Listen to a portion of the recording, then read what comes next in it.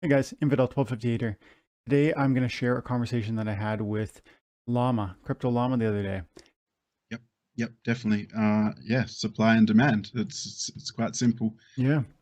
Yeah, and when you lose that circulation, obviously the prices increase, and which I guess is going to bring me to my next point: Mm, land. What mm, are our thoughts on land? Personally, I think this is this is probably the most bullish asset in the Splinterlands mm, ecosystem of mm, tokens. I think with its 150,000 supply and continuously ags have said it, continuously other developers have said it, they are not going to be releasing any more land. mm, And with its, so for the newer players, basically land is to be an asset where you can essentially mint item and spell cards, which will change the outcome of battle. So you're going to be able to start a battle, and then you're going to be able to have these spell cards where you can use them to change the outcourse of that battle. So, for instance, sometimes you play water, or someone else plays water, and you're not prepared for magic. To play against magic, you don't have anything to reflect magic. You haven't got any void or something like that. I could see that later on down the track, once these item and spell cards are minted, you could perhaps essentially add magic reflect to your team, or mm. or something like that through one of these Yep. spell or item cards. Yeah. Is that the way that it's going to work, do you think? Or Yes. Yeah. Well, first of all, I'm hugely bullish on land, and I own 100 plots, and I wish I owned 1,000. Um, but yeah, that's how it's going to work. They're going to produce items and spells, and I'm on my end. I'm looking at Peak D, the blog post that goes back, from to October 17th, 2020, and it's the original post where Splinterlands talked about what land was and what it would be, and they've said this clearly and repeatedly that land will be the only way you will ever be able to buy or sorry accumulate the assets that create items and spells. And so to Llama's point, those are going to dramatically impact those items and spells that come out of these resources that are grown on that land are going to dramatically transform your ability to win rank battles. How?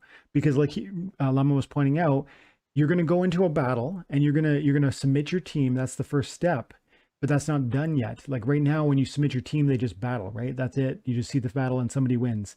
But moving forward, when land comes out and these items and spells launch, they're going to introduce this new function where it'll be 2 minutes to pick your team, and then it'll be 1 or 2 minutes to amend your team using items and spells. And so you'll be able to, if you have them, these resources, you'll be able to have to deploy an item or a spell that can transform the outcome of that game, turning it a loss into a victory. And that's gonna, what would that do for your rank position, right? Of course, it could make you reach higher and higher ranks, receiving more and more DC or SPS or and on and on. So the it's got to be said again. The only way you get those resources is by owning land, and there's not enough land. Like 100, like you just said, 150,000 is not enough for 700,000. I was just looking at the data. There are there are 500,000. There was 508,000 daily active players today playing Splinterlands. 508, so over 500,000. And then you can see other data in on Splinterlands or sorry peakmonsters.com that'll give you you can see how many battles were fought or how many transactions. But 500,000 daily active players today, and I'm sure that's going to be over 1 million in very near future. The way it's yep, been growing and the number of new players, the new accounts is also data that I'm looking at right now, and it's like 4,400, 5,100. These are spell books that are being sold every day. 6,800, 6,900, and it goes like that for the last month. So it's like every day 5 to 10,000 new people are investing in this game $10 to get a spell book. So the growth here is crazy, and some of these people are going to that want that land.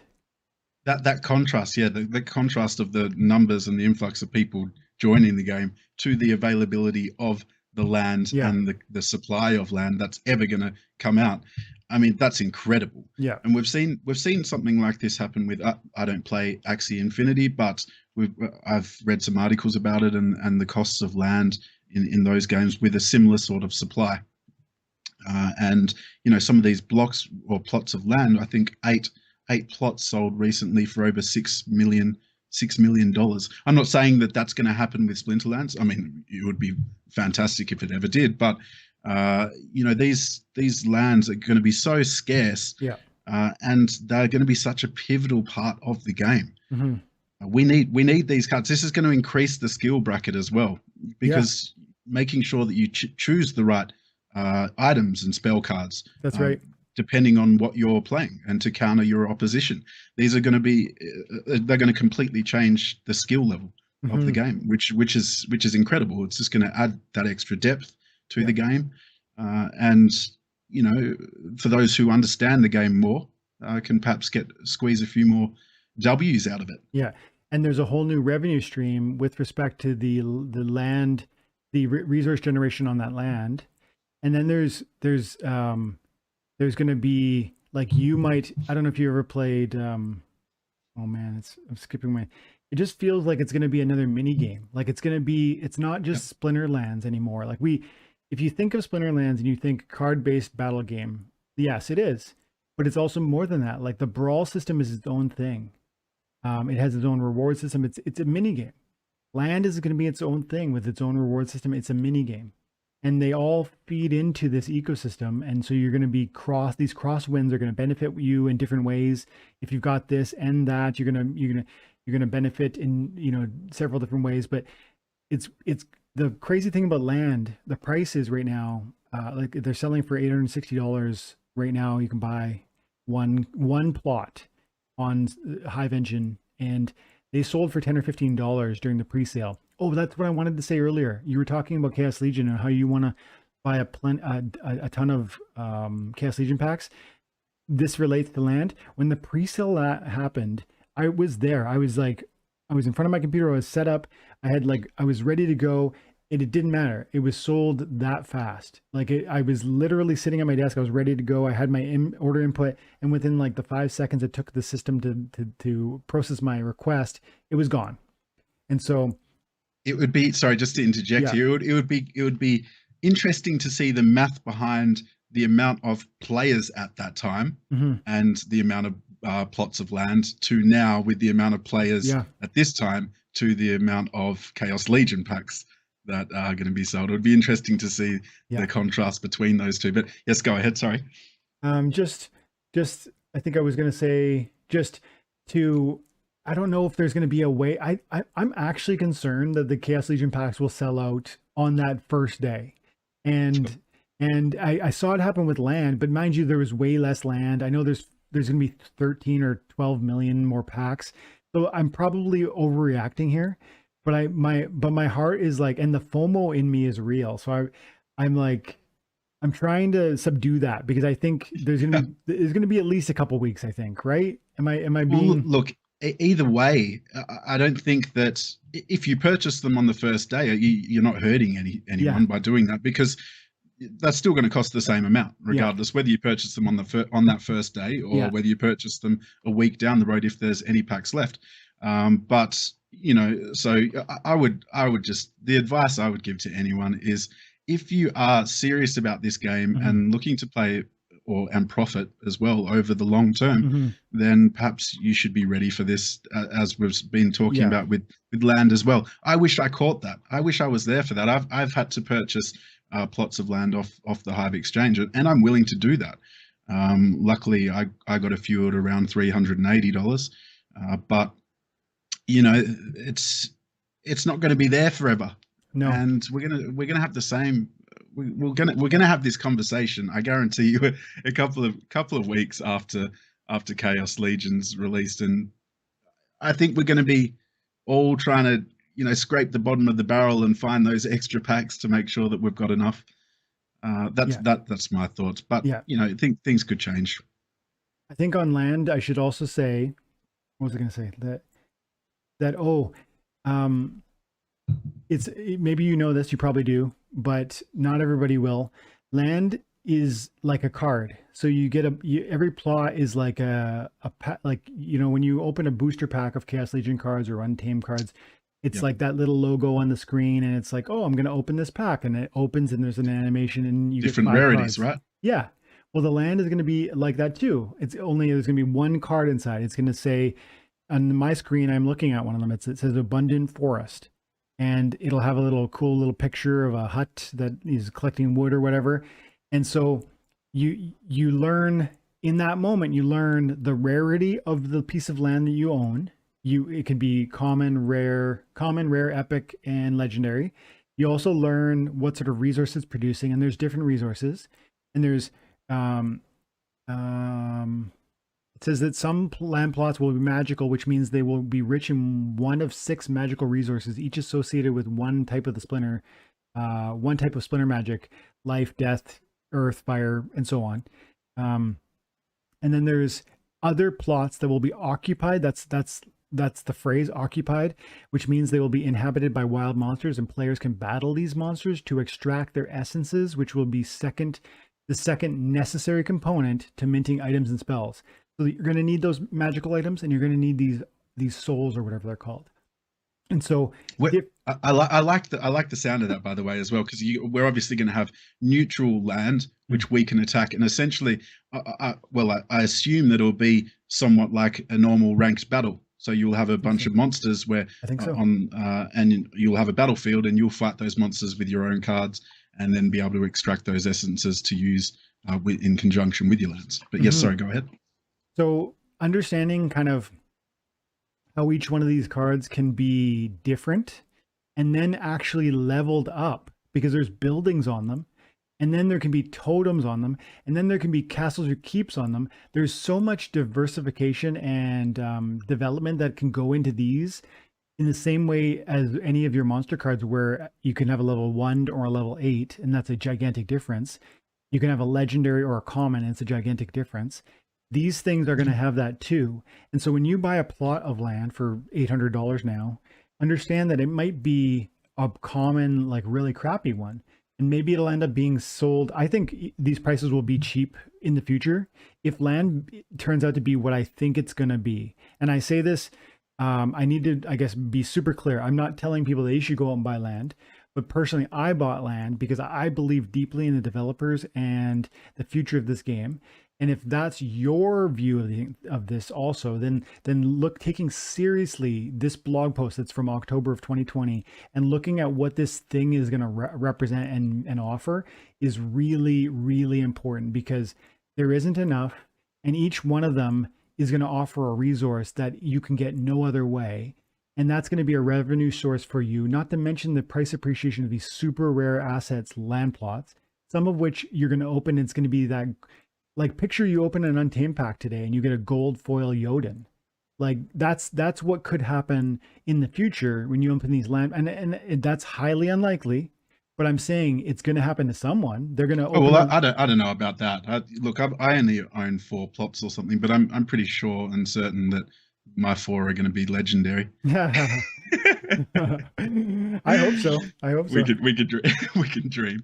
But yeah, you're right. It's they were going to be extremely rare. Yeah, extremely. But as well, though, the fact that, if you're not interested in the spell cards and item cards, or if you're just looking at it as an investment way or a way to diversify your assets, then they can also be used as a passive income, where you can rent out your lands to other players, then they can do all the work for you if you prefer it that way.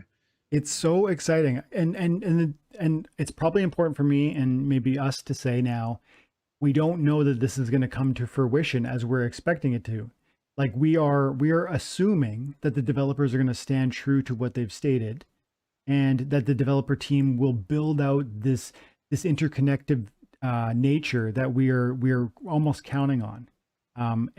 But I have a degree of confidence in the developers based on the previous what I've seen them do, and how I've seen them incorporate SPS and they're talking about incorporating it into the battle mechanism, and it's causing these airdrops to give me these vouchers, and then so I feel like and they give more points for old cards. There's probably 5 or 6 things I could list off, and those were 3 or 4 right there that indicate that they've thought thoroughly about in instilling and securing the importance of things they've already created in new things that they're going to create. Like cards are going to have to mine these, like your monsters and your summoners are going to have to mine these lands. That's another way.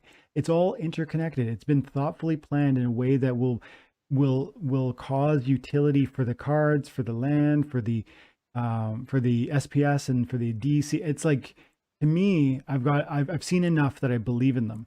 But everyone at home needs to decide if you agree with that statement. Do you think these developers have done enough to show you that they are going to build this out the way they're saying? If you think yes, and if you see what I'm seeing with this land thing, then maybe you want to take a closer look. Let's put it that way. Yeah, definitely. And as you say, I definitely do agree. As we've seen previously, and just historically, their actions throughout Splinterlands and throughout the previous months, and watching the AMAs as well. That's a great way, by the way, guys. If you haven't watched any of the AMAs, you should definitely tune in if you're interested in the game and what's coming up with the game. But you really get an understanding of when the developers talk candidly, you get an understanding of what their priorities are. Mm-hmm. And I can see that one of their main priorities is retaining the value of the assets in the game. They're always making changes to make sure that we can retain those assets. They understand that this is a living and breathing economy. Mm-hmm. And things can break this economy, Mm-hmm. just like in the real world as well. So, that they're doing everything that they possibly can to make sure that our assets retain their value, Mm-hmm. whether it's our cards, whether it's SPS, whether it's DEC, or well, not so much DEC, I guess, because that wasn't designed that way.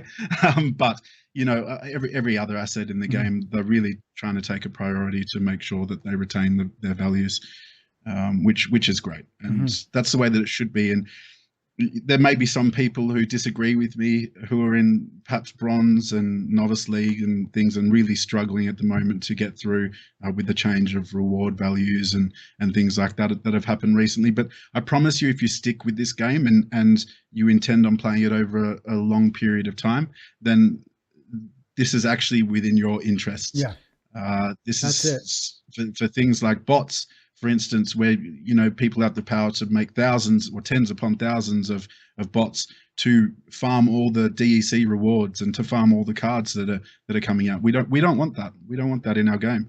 Yeah. And this is one of the ways that they can control that and can control the economy to make sure that we do retain the values of our assets. Yeah. Yeah, you touched on it. Like there's an audience that feels like they're being excluded, slighted, and I think in part that's because they don't understand that the preservation of this economy is at stake, and that if they themselves are going to be here in 3 years and really have a vision for reaping the rewards of this system and of this game, like meaningful rewards. I don't mean like $50 or $100. I mean like tens of thousands. If you're playing I've made hundreds. I have like over $100,000 worth of cards. So if you're serious about playing this for years, I played for 3 years. I played every single day. I've accumulated cards and DEC and SPS through that process. And I didn't start with a huge amount of investment. It was like $5,000 over the course of a year or so. And so there's meaningful growth here, but understand that if you're starting at square one and you think they're holding down the bronze and the novice leagues in a bad way, understand that if they don't, and like you just pointed out, those bots continue to do what they're doing, they're going to crush, they're actually going to undercut and rot the economy, which will be a problem for you, new player, who wants to start today and be here in 3 years and see that the value you've accumulated by then means something. It likely won't if the erosion of that economy is allowed to happen by DEC farming that really sucks off all the, takes off all that value out of the hands of people like you and me who play it and enjoy it. And it, so anyways, I feel strongly about that.